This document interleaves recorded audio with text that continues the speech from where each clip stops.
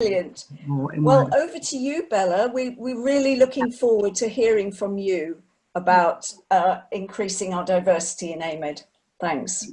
So I will start. I know I've got half an hour, so I'll be keeping an idea on keeping an eye on time. I'll be keeping an eye on the chat, and appreciate the chance and the conversations with Bob and Rowena. Shifting from the participant chair to the facilitator, so I'm just going to take a few minutes to orient us together to half an hour, get you finished by 2. I'll be speaking for a few minutes, offering some thoughts, and then quickly we'll move to a discussion in the larger group, and then I'll offer some questions for you to consider in breakout groups. I don't have any slides to present or any theory. There is lots available, including from me, but it's very wide and it's often very wordy. Diversity theory can be overwhelming and off-putting, even for people who are interested in it like I am. So we're staying away from theory today, and I imagine you've got your own theories and your own philosophies and ways of thinking, and I'd encourage you to bring those today. I would imagine you've been doing that as part of your co-inquiry anyway, so I'll be catching up on some things as well as leading with some thoughts on others. You'll know without me saying this that I'm not going to be providing you with the answer. I think we'll have some practical avenues for you to consider. I'm an outsider to AMED, and of course in this configuration, in this diversity discussion, I'm also a person of colour.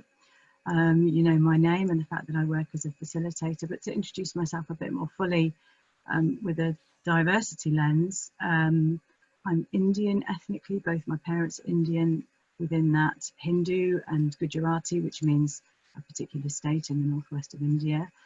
I was born in Wales, not far from the CAT Centre, worked mostly in England, or based from England. I'm married to an English man. I have teenage children who are, of course, then mixed race. Probably middle class, I would say, middle-aged. I'm 50 next year. I live in the countryside now, and I've also lived in cities. Been a few discussions about values this morning, and this is probably where we meet very easily in terms of professional approach. I'm probably very aligned with AMED, certainly with person-centered practice, with humanistic psychology, gestalt and systemic constellations. I'm interested in people and groups and systems, and politically would be aligned to greater care and greater connection in society and greater equality as an ideal, if not as a goal. So in that introduction to myself, I've covered race, ethnicity, geography, values, education, work status, age, marital status, and a little bit of beliefs. I've seen comments about it's possible to be an outsider, and I certainly feel welcome, but I'm going to take the outsider perspective a little bit in a way that I hope is useful for you. I know that I'm not the only person of colour here, but I'm just specifically stepping into those shoes, David, but thank you for the welcome. I know that you'll see also, because we're on Zoom, that I'm westernised in my speech and in my dress, and I've got brown skin, and I'm a woman. Some of those are insider characteristics and some of them might be outsiders. And I know that with a group of this side, if we went round and we each took that long to introduce ourselves, our time would be up. So I'm not going to go down that route, but would encourage you to explore with each other, if you haven't done in your co-inquiry, who you are and what strands of diversity you bring in, which of those make you feel like an insider and which of those maybe more invisible or make you feel like an outsider.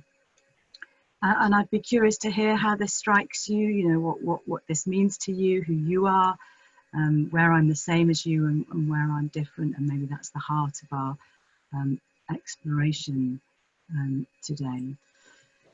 I was going to ask you from a diversity perspective what you notice about yourself as a group, and from previous sessions. I've asked a couple of people about their experiences of AMED, and one of them who's here and one who isn't, and what came out from an external in terms of words, were predominantly white, predominantly middle class, predominantly educated. What I sense from an internal perspective is values, ideas of inclusion. I'm not imagining that you're at the beginning of this exploration, but please do say, how does this strike you? How do you see yourself? Just take a minute or two to say that or type it into the box.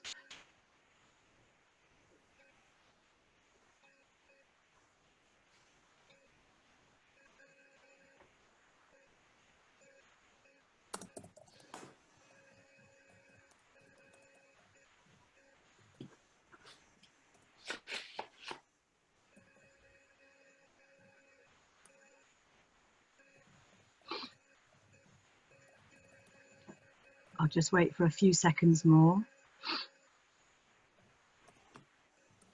I think I'll put in that in general, being female is a thing for navigating lots of institutions and systems that I've been brought up within, and that I also sense a bit of shift around that, and maybe a shift in me too, because there's something about whether we other the others or not. Yeah. And so on what basis will I do an othering? And because, yeah, so it's a non-simple question actually. Not everything in the garden is rosy and, you know, full stop, but around an issue that I might explore as being a bit gendered, and even the understanding of gender is shifting a lot these days. I don't want to just other, because that's not helpful. That's, yeah. Okay. Okay. A natural process that makes it normal to spend time with other people, mostly like me, and this word other again. And I really hear that and feel that, and I've been specifically asked to offer you some perspective on racism, on how racism might be experienced, and it is very close to gender, probably closer to gender than it is to age. Lots of reasons. I mean, we all experience all ages. There is certainly ageism, and that's systemic. Can I come in here? Can you hear me? Yes. Hi, David. Yeah. Sorry, I'm just getting used to this device. I haven't used it before. Yeah, I've got another perspective, and it's a universal thing about the human predicament. And I think humans, are cursed in a way by each of us being locked into our own unique consciousness. Everybody is other, and we spend our lives more or less successfully at trying to find commonality to and bridges to others. That's what our lives are about in many ways. And when we don't succeed, how do we bear the aloneness?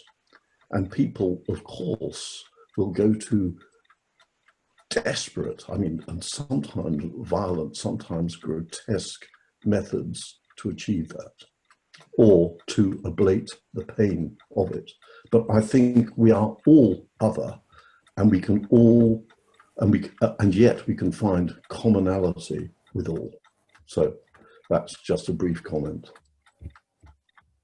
Thank you, David. And I would be aligned with that philosophy and seeking to find commonality and service of that. Want to do a little bit of a show and tell, and maybe as a critical friend to share with you how I experience racism, how I may experience racism in organisations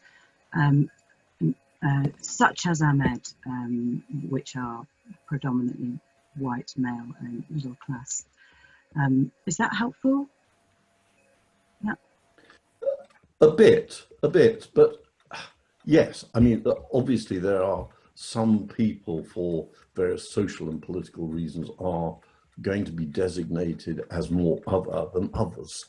You know, obviously if you're white and in power in our kind of culture, there are more of you than the others, if you see what I mean. But I still come back to this idea, for me anyway, that we are all other. And the problem is, how on earth do we find and establish and protect and savour our commonality? Can I comment? I think perhaps one way of finding that commonality is to hear Bella's story that she was going to share. Yeah, okay. I think I want you to offer you a view of otherness from a perspective of person of colour. So I probably experienced something overt every 6 months or so. When I was younger, this might be something that's shouted in the street or said in the office, which is indisputably racist and highly unpleasant. I'm sure you know the kind of thing I mean. And I would be very affected, and I would tell you as good people, and you would be shocked, I would imagine, and you would be on my side. And these are serious issues, and on one occasion stopped me getting a flight, and another occasion stopped me getting medical treatment, and I ended up in hospital. And these are the difficult experiences, which are in a way easier to talk about because they're overt, and we can have a discussion about many of them. There are mechanisms for complaint, and there's discussion, and it's actually illegal. But I'd say that in my life circumstances now, they're beyond those overt experiences. On a weekly basis, in the professional environments that you and I imagine work in, I would experience something that was more covert, more difficult. Sometimes that might be a flight to theory, and I myself might do that. I'm a bit guilty of that. Everyday racism, everyday sexism, which are good to look into those, seemingly minor, from arriving to co-facilitate something, but the group or the venue, they're waiting for the real facilitator to arrive because it doesn't look like me, or you know, being seen as the nanny to the children of my children and not the mother. And these might take more time to convince you of and to see, because I've built up my skills and defences and my excuses, and I generally fit in. I feel like I fit in here. I feel welcomed. And I recently had dinner with 3 white women who've been friends of mine for 30 years, and we meet regularly. The conversation turned to Black Lives Matter, and I simply shared these figures with them. Every 6 months there's something overt for me, and every few days in my working life there's something covert. And they were shocked, and they said in unison, "We knew it happened, we just didn't realise it happened to you." And I think then they were wise enough and lovely enough to see the blindness in the statement, and to inquire into how they might be doing in that. And I imagine you've had some of that discussions as well. And I'm, as a person of colour, pretty empowered and articulate about these things. I have to watch my own feelings of being heard and feeling vindicated, or not turning to victimhood, and also not minimising my own experience, which I think a philosophical discussion could do. And I also know that what happens for me happens more often and more seriously for Black men and women, and it happens to me in these environments. And so I think this brings me to AMED. I think as a person of colour coming to AMED, I have been welcomed. I imagine a person of colour would have similar stories to tell. So maybe the central point is there's been quite a lot of work before we would get to AMED, to be able to articulate this, and lots of points at which I might not come to this. And I think that the difference for me as well is the experience of racism as sexism, and I'm sure agent, is traumatic, and it leads to very deep hurts and existential feelings of not belonging. Now, these existential feelings of not belonging may be common. I think sometimes the trauma is not so common, or the understanding of the trauma. I want to be really clear that in this session, I don't find myself in this position. I experience you as an open group, an inclusive group who really, have an intent to look at this. I just want to pause there. I think what I hope you're taking away from this, the person of colour may not fundamentally think that society is benign and fair, and it might be work to belong.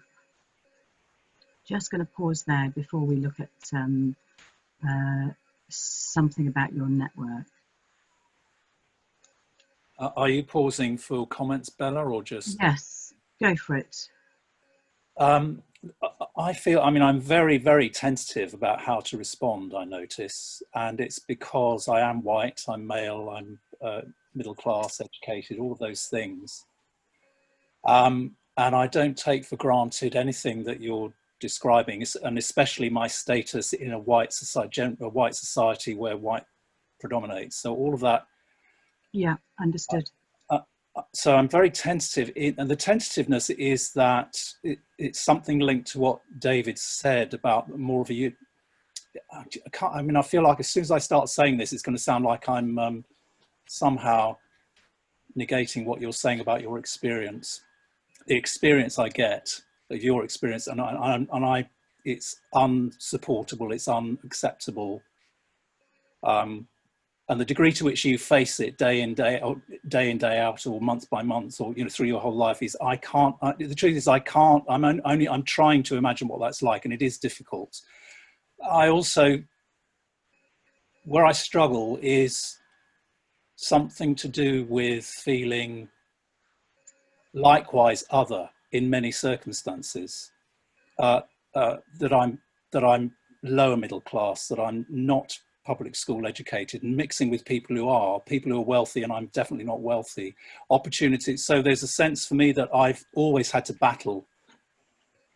I mean, I've started from very inauspicious circumstances. Yeah. But in a white society, I get that, but I have. So I'm trying to bridge, find ways to bridge across different but somehow maybe similar experiences, and I feel it's difficult to do it in the context of a society that has got a deep racism in it.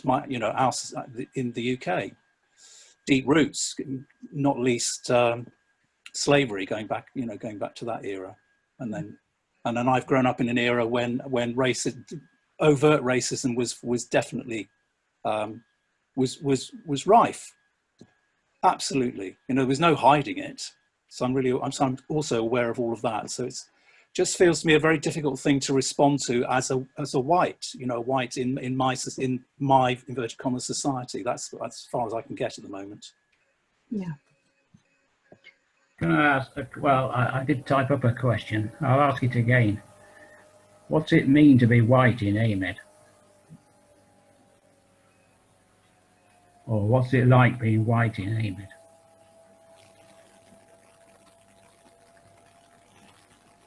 Well, I don't know. I'd like to kind of make a response that's a bridge between these two. There's that sense of with you, Gary, and really acknowledging that I can't understand what the generations of trauma of slavery and being and racist treatment, colonialism, etc. does, and there's lots of evidence that creates intergenerational trauma as well now. So I can't understand that, and I also have experience of sexism. I originally came from South Africa, came here when I was 12, so I felt very other and very kind of isolated. And so that how do we, looking for not just connecting on the basis of a stereotype of I'm white and therefore you're white, and you're white, therefore we've got a connection, because we haven't. There are differences within that. And I'm white and you're a person of color, but I feel lots of connection with you, Bella. And how can we do that connecting without kind of passing over and minimizing, the backgrounds that have informed us as well? So and I feel very kind of hot and moved as we start to explore this. And I think we've moved away from doing it in AMED, and I'm glad that we're starting to open it up here. And I really hear all this as bridges, and really wanting to be honest with you about the experiences, and of course temptation to ask the person of to make the bridges and to minimize, and you know, specifically being asked to talk about being a person of color. That is the focus. Yeah. But of course, it has such a link with class and age and so on. So if I could just bring, I know we haven't got long, and I can feel us. I've already spoken for much longer than I thought I would do. I think there's something about you being a network that's specific to how you might want to change. The type of organisation that you are is a network. You've invited people and you've included people, and that dictates how you might bring about change. If you were a government organisation, you might do it differently with targets and positive discrimination and marketing campaigns and role models, and I'm sure that's not the AMED style. So maybe a quick question relevant to your to changing, if you want to do this, you know, leaving aside the discussion of how we connect on feeling othered.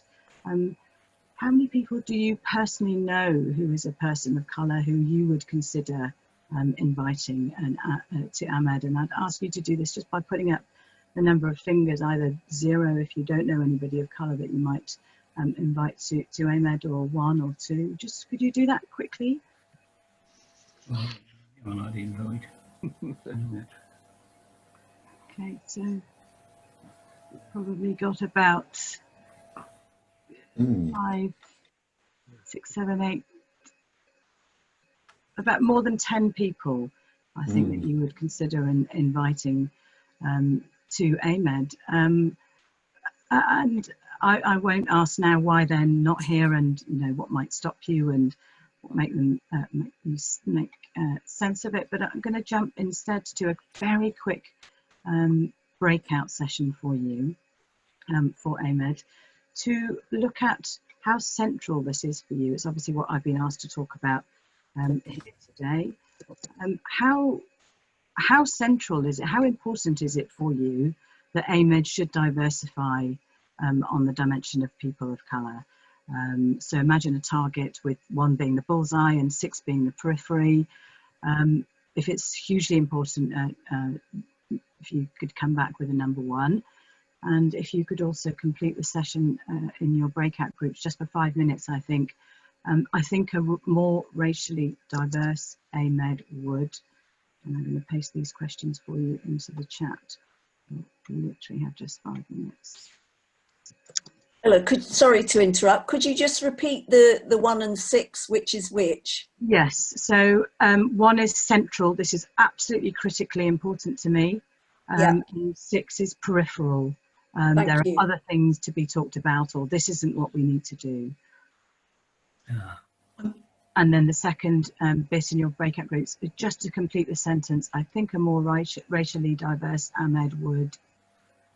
Could just do that for 5 minutes. Of course, we've only scratched the surface, and certainly in my group there was a feeling that lots more to talk about. And I hope it's at least been helpful. It'd be good to hear a flavour of comments if we've got time. And I guess maybe what I also want to leave you with is the question that this is happening for good people. There are, you know, good people here who want to change something, and organisations often feel like they want to change something. And sorry, I'm going to pause there. It'd be good to. I think somebody's saying my time is up. No. Yeah. Well, I was just thanking you, but okay. Not necessarily in a sort of finalising way. I'm just so aware of this, in a way, ludicrously limited time that we've given ourselves, but we've opened up some really important questions for ourselves, which we can take forward. And just hugely thank you to you, Bella, for your thoughtful session, really. Pleasure. There's of course so much more to say, and what I really want to work with you on and, you know, offer to you is that sense, I think, of confusion that happens in organisations, which is, well, we're open and we're transparent, and you know, we're not racist, and you know, absolutely trusting of good intentions, and yet what doesn't happen, what isn't said, and where might we get diverted from talking about race. Indeed. Could I make a very small comment? I think what I've been hearing for the last half hour is not just about diversity. I think probably about something which is even more important than that, which is about inclusion, which is about belonging. And I was thinking about Gary's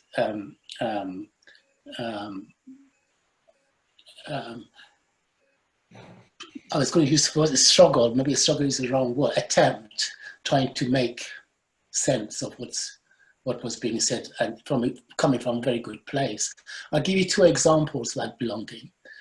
During COVID, we were told, we were advised to wear face covering. But they haven't thought about what happens to deaf people who can't see someone's lips. So it's about that sort of a mentality. The other thing, we are talking right now, people are worried about Christmas being cancelled. Whereas about a month ago, 6 weeks ago, it was the eve of Eid in Muslim calendar. And they said, you have to look, you can't do things. You can't be in groups of more than 3 or 4. Just think about those 2 examples. It's about the water that we swim in. The water is not as clean as we think it is. And it's quite difficult to imagine a different water when you're swimming in it, really.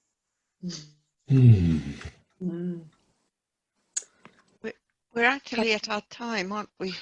We are, yes. I think let's just remember this moment and what we're all full of and what we want to take forward from this. Thank you so much, Bella, for your time and thought.